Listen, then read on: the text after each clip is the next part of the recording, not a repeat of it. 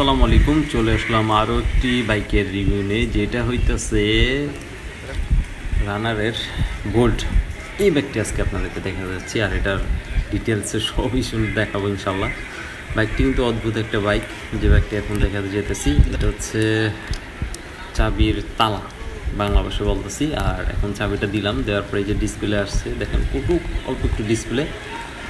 বাইকটি চলা হয়েছে 22,539 কিলোমিটার, আর এর বেশি কম হইতে পারে। এখানে আছে ইঞ্জিন সুইচ, তারপর আছে ইন্ডিকেটার সুইচ, পাওয়ার দিলে কোনো পাওয়ার হয় না।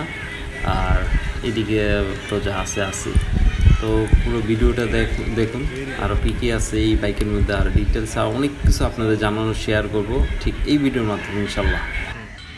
তো আপনাদেরকে আমরা একটি রানারের বাইক দেখালাম, যেটা হচ্ছে রানার গোল্ড 165 সিসি। এই বাইকটি দেখতে দেখা যায় পুরা কমপ্লিট, কিন্তু এটার যে সমস্যা ভাই, শুনলে আপনার অস্থির হয়ে যাবেন। মানে টাকা দিয়ে কি যে কিনে এটাই বুঝলাম না। পিছনে এলইডি শেপটা ভালোই দিছে, আর এটা হচ্ছে অ্যাডজাস্টারটা ভালোই।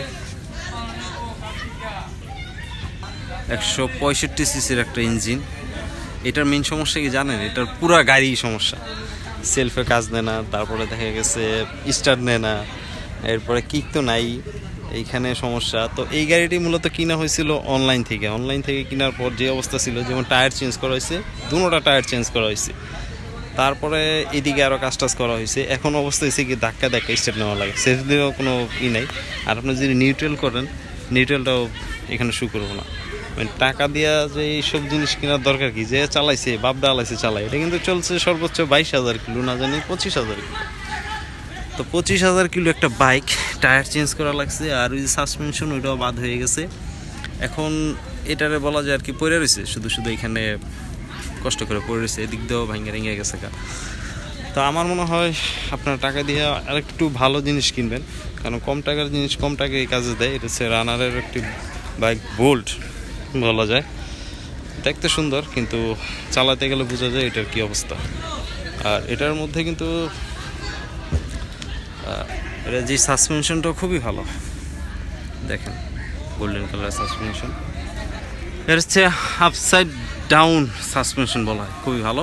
কিন্তু এটা যে সাসপেনশন দেওয়া হয়েছে, যেদিকে রাবার খুললে আসে ওই যে অলরেডি দেখেন খুললে টুলে গেছে। যাই হোক, এটা কাজ করানো হয়েছে। এখন হয়েছে কি, এটার যে মোবিলের যে পাইপ আছে, ওই পাইপটা নাকি নষ্ট হয়ে গেছে।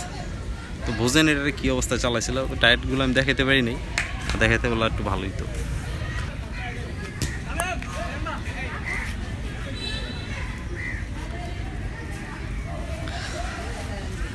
দুই পাশে দুইটা ইন্ডিকেটার আছে, আর এটা হচ্ছে কংসেবির একটা বিলিয়ন আছে ঠিক ওরকম। আর এটার সামনে পিছে ডিস্ক ব্রেক, এই যে দেখেন সামনে আছে ডিস্ক, পিছনে হইতেছে ডিস্ক। কিন্তু সমস্যা হয়েছে যে এইটার ডিস্কের যে ব্রেক, ওই ব্রেকটা ফিল, এটা ধরলে এখানে পাঞ্চ হয়, কিন্তু ওইখানে কাজ করে না। আর এটা যদি এই সাউন্ডটা যদি শুনতে পারতাম, অদ্ভুত সাউন্ড যে ইঞ্জিন দেওয়া হয়েছে। এখন মোট কথা এটার যে ইঞ্জিনটা আছে পুরো সেট, মানে ফুল সেট চেঞ্জ করা লাগবে। শুনলাম 25 থেকে 30,000 টাকা লাগবে। এখন কথা হইতেছে আসলে এই বাইকটি কীভাবে আনা হয়েছে। এটা অনলাইন থেকে কিনা হয়েছিল, মানে রিভিউ দেখে, তারপর নাকি এটাকে কুরিয়ারের মাধ্যমে আনা হয়েছিল। তো যাই হোক, এই বাইকটা কিনা থেকে সাবধান। এই গাড়ি খারাপ নয়, কিন্তু রাইডারের সমস্যা থাকলে অনেক সময় গাড়ি প্রবলেমে পড়তে হয়। ছোটোখাটো একটা ভিডিও দিলাম। ভালো থাকবেন, সুস্থ থাকবেন, নিরাপদ থাকবেন, আর এইসব বাইক কেনার ক্ষেত্রে সকলেই সাবধানে থাকবেন। আল্লাহ হাফিজ।